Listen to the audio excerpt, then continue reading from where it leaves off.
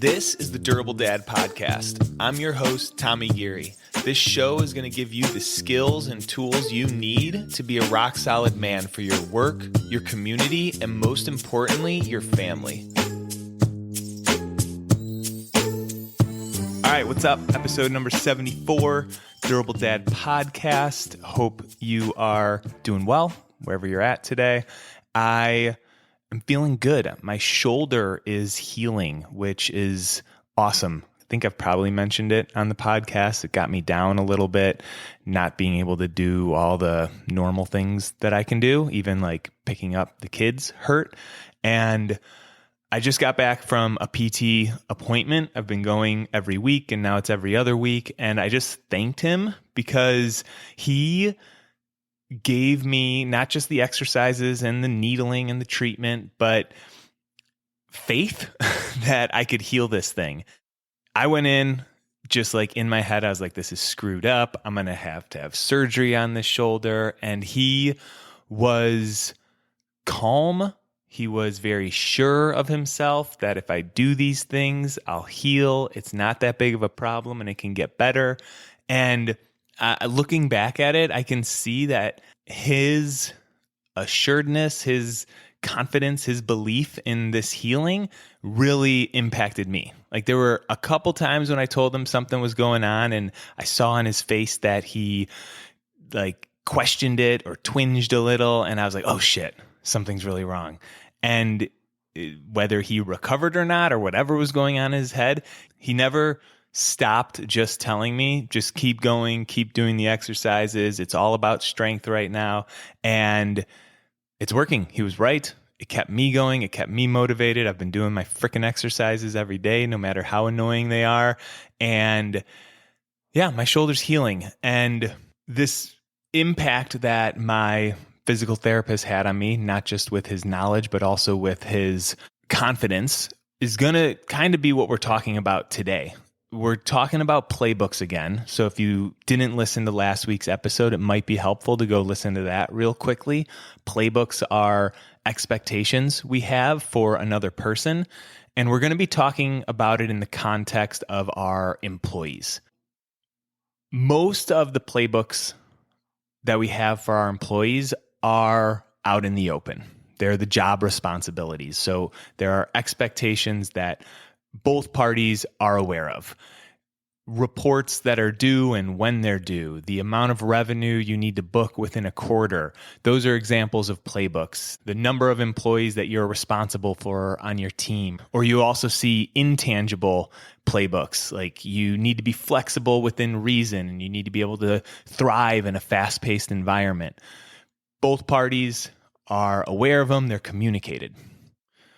Then there are underlying playbooks, unwritten expectations, uncommunicated. We're going to call these subconscious playbooks. And the thing to know is that these subconscious playbooks impact your employees' job performance. Your thoughts about your employees directly impact how they perform. You have all these different traits of a leader: decision-making capability, communicate clearly and concisely, having vision for the company. Those are all traits you want to work on. But if we're talking about getting the best out of one employee, an individual, the most impactful thing a leader can do is to clean up their thoughts about that employee, to have more positive thoughts about that employee. And I'm going to give you an example. I'm going to explain what I'm talking about here. So there was this guy that was complaining to his wife about an employee, and his wife offhandedly said, you talk about this guy a lot and it doesn't really seem like you like working with him. And that was kind of an aha moment for him. So the next coaching session that we had, he brought it up and we pulled out his playbook that he has for this guy. Right? His expectations, the thoughts that he has about what this employee should or shouldn't be doing. And his playbook looked like this. He shouldn't talk so much during his tours. He should be able to read the crowd better. He shouldn't say sorry so much. He should apologize less. He needs to better discern when to pull me in and when to leave me out of things. So as we go through this playbook, he starts to see that he's like, I got a lot of negative opinions of this guy. And does this employee have things that he can work on? Yes, but having these negative thoughts and not realizing that they're just playbooks impacts how he's been managing that person. He kind of started to realize that he wasn't managing him well. He was telling him what to do instead of empowering him on thinking for himself, giving him helpful feedback. So we went through the playbook questions, and you can go back to last week's podcast to kind of go through those. But then we looked at what this guy does well. And he has actually done incredible work over the last few years. And he's a good researcher. He's good at working independently. He can take the initiative. He's good at negotiating field work. All these things started to come out that he's really good at. If I ask him to get something done, he gets it done. So he's cleaning up his thoughts about this employee. He's looking at that subconscious playbook and then flipping it to the positive things that this employee does. And after that, he starts to see that, okay, what this employee actually needs is some positive reinforcement.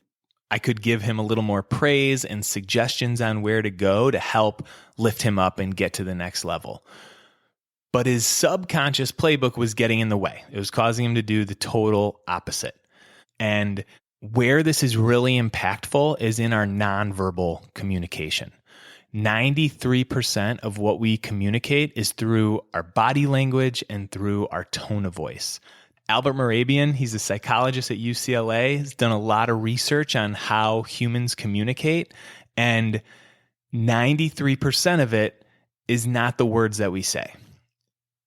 And that's what I think was happening, back with me and my physical therapist. It wasn't just the words he was saying. I could feel the confidence that he had, and that kept me focused and moving forward.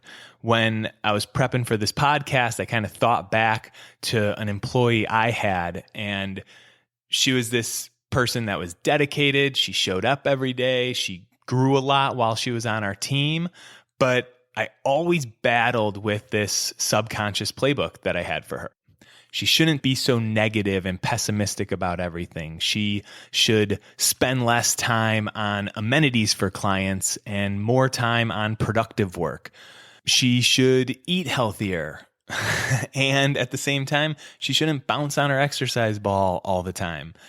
All of this was running in my background, and those subconscious thoughts impacted how I communicated with her. She'd pop in my office and right away my brain would be like, here we go again. And I'd either sit back in my chair and kind of disengage from the conversation, or I'd lean forward with my elbows on the desk and put my chin in my hands. I'm kind of doing it right now. That look of go on. Yep. Say what you have to say so you can get the hell out of here. And our employees can feel that. A human knows when they are wanted and when they are not wanted. I was saying the right words, the words that I was supposed to say as a manager, but that's only 7% of what I was communicating to the employee. Our body language, our micro facial expressions, it's all there. It's all on the table for everyone to see. And our small frustrations, our annoyances, they're picked up on and they signal disapproval. And humans want approval. Our kids want approval. Our employees, as a manager, as someone that's leading them, they probably want our approval. I can think of managers that I performed well under and was able to be myself and be authentic versus managers that I worked under where I was feeling pressure and feeling like I wasn't doing a good job and had to do a better job. There's a difference. And if you want the best out of your employees, You want to get rid of these subconscious negative playbooks because the subconscious playbooks signal disapproval. So if you feel annoyance or frustration with one of your kids or one of your employees, as a leader, you want to clean that up. You want to clean your thoughts up, which means writing down your playbook and looking at it, maybe laughing at it because part of it's ridiculous. But this helps you become aware of how you're judging the person. So to wrap this thing up, you have a lot of influence on people in your life. As an employer, as a manager, as a father, the people in your life, they're usually pretty hard on themselves. We are our own worst critic. So as a leader, we want to try to lighten up on them a little bit, to believe in them, to see the best in them, and get rid of our subconscious playbooks that are negative. All right, that's what I got for you guys today. Hope you have an awesome week, and I'll catch you next time. All right, before you take off, what is your big challenge for 2026? If you haven't decided yet, check out the next Grand Canyon trip, a 16-mile hike from the top of the canyon down to the Colorado River and back up. This is the kind of challenge that's going to push you into a higher gear. You're going to train, you're going to get in better shape, and you're going to check off a bucket list experience. So if you're wanting something to train for next year, a goal that's going to pull you out of the grind, this is it. We're assembling the team right now. All the details are on the website. Training starts in January. We hike in April. Check it out.